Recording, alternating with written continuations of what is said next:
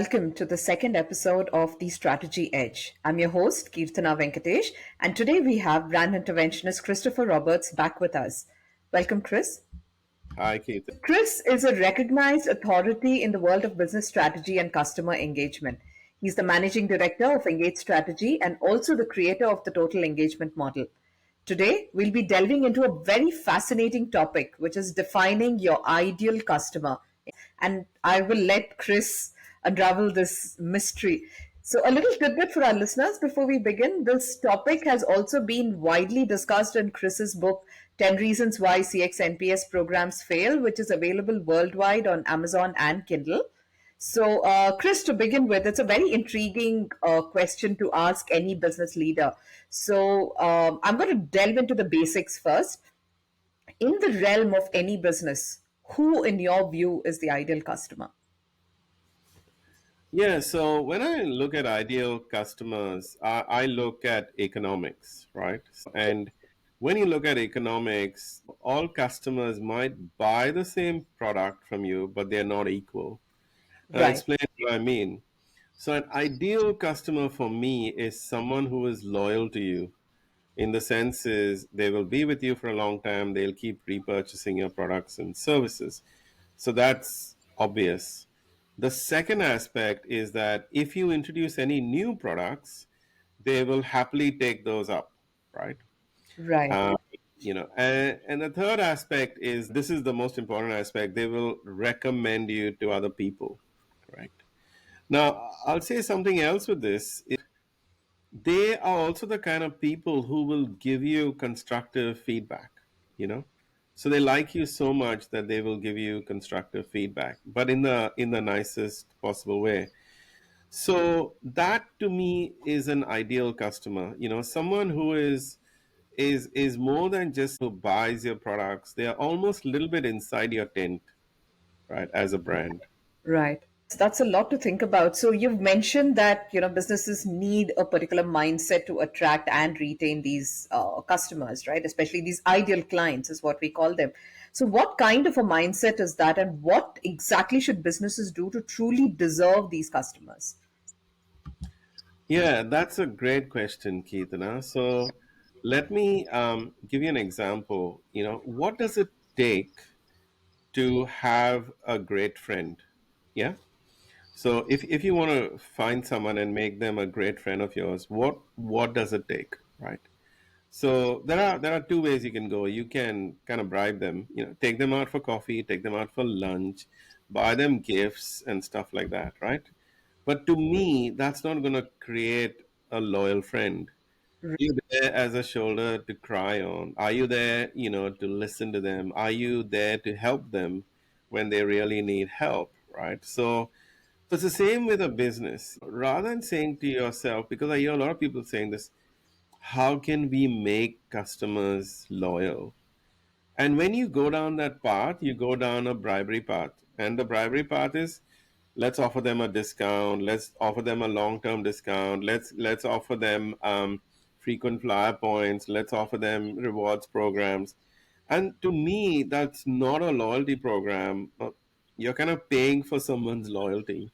And once you ask yourself that question, you'll come up with a range of options that are quite different.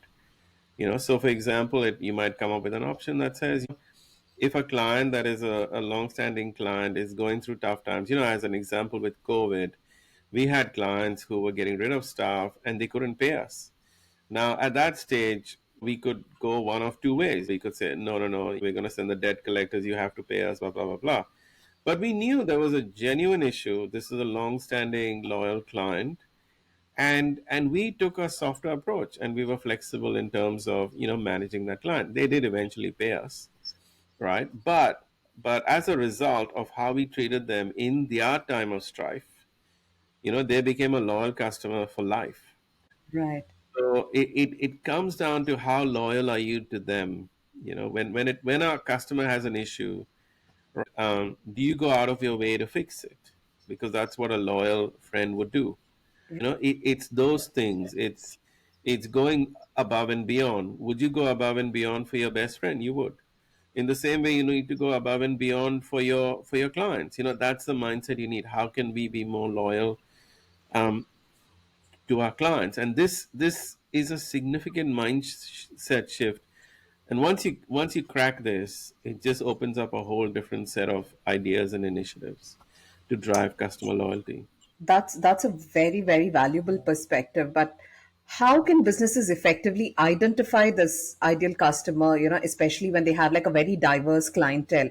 So what kind of strategic research and metrics do you suggest that they should focus on?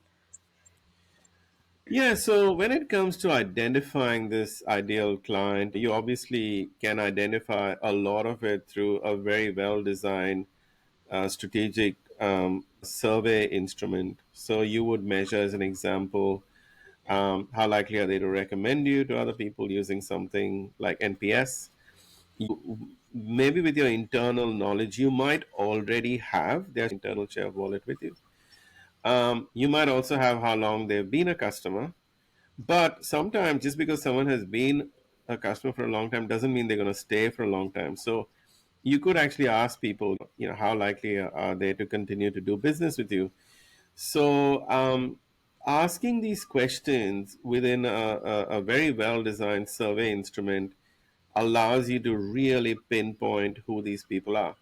You could even ask a question as an example, if as an organization we come up with a new product, how likely are you to consider it? That also gives you a sense of how engaged they are to your brand. So a very careful survey where you actually identify a few metrics, not just one or two, that then allow you to do it. And potentially even melding it with internal operational metrics is a great way to identify them. Right, right. So you also brought up this concept of calculating profitability, going beyond just a transactional value, and we had a brief conversation about it in the previous podcast as well. So could you Yeah. shed some light on how businesses should factor in loyalty, share of wallet, and even word of mouth? Especially when they're assessing the profitability and the fit of a potential ideal client.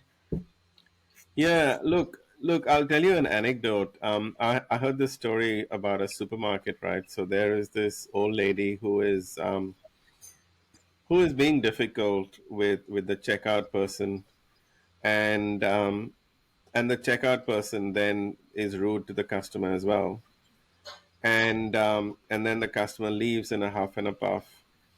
And this checkout lady's friend, colleague, goes to her and says, "Why were you rude to that customer?" And I said, "Don't worry about it. They're not big customers. They only spend like $50 a week when they come with us, right?" And then the friend said, "That's $50 a week, but in a year, that is like $2,500, and Right, over 5 years, that is like $12,500." But the second thing you need to think about is that customer, who had a bad experience with you, and trust me, bad news sells and makes good stories, might actually stop other people from becoming customers from us. So, are they really a $50 customer? So, when you look at the value of a customer, you've really got to look at the totality of it. Like how loyal are they? What kind of word of mouth would they spread? What is their share of wallet? Like even in a supermarket example, do they buy all their goods from you, or do they buy half from one supermarket, half from another? Like once you understand all those dynamics, then you can understand profitability of an ideal customer. Um, so it's quite interesting when you actually look at the economic aspect of it. When you look at highly engaged or ideal clients, they are 2 to 3 times the average value because of this very factor. So it's like when you consider all of it. But the trouble with most businesses is they look at, like the checkout person in the supermarket, very much a transactional value. But in fact, it's much more than that. that's right. So, customer lifetime value is a metric that's very frequently discussed in the business world. It's something that always comes into the boardroom conversations as well. So, how does this concept play into the definition of an ideal customer? And add a top-up question to this is, is the ideal customer profile a fixed concept, or is it something that businesses need to reevaluate and adjust over time? Yeah. Okay. So, so say as an example, if you have the measurement of an ideal customer, right? So the first thing you would look at in the measure, like I said, is before is how loyal they are. You know, what's their share of wallet? How many products do they buy from you, as opposed to other people? Is the purchases split? Um, what is the word of mouth that they give you? Is it positive or is it negative? And that makes up, the total customer lifetime value economics. Um, and that can be quite telling in terms of, like when you look at the actual value of a customer, you look at customers quite differently then. Now, when it comes to each of these customers, so you look at engaged customers, they're typically two times the average. You look at neutral customers. Neutral customers are people who think you're good but not great, and they are like an average customer in terms of customer lifetime value. Right. But if you look at disengaged customers, they become negative value. And it's like a tug of war between your engaged and your disengaged customers, in terms of how they impact your profitability. So you need to be very careful in terms of keeping on top of this whole equation. And to your second question, in terms of is it a fixed concept or does it change? Now, the fact of the matter is that um, how people feel towards your brand generally does not change a new product or service comes in, or like a disruptor comes in, and suddenly the market is disrupted and the whole equation changes. So you need to consistently measure it. But it's one thing to measure what is an ideal customer, right? The more important aspect is, and this is what you need to do consistently, is what exactly is creating this ideal customer. So I Right. kind of believe that, life is a normal distribution. So if you look at a contact center environment, you will have, a percentage of contact center people that will create ideal customers, and a percentage of ones that actually, create disloyal customers, and some who are in the middle.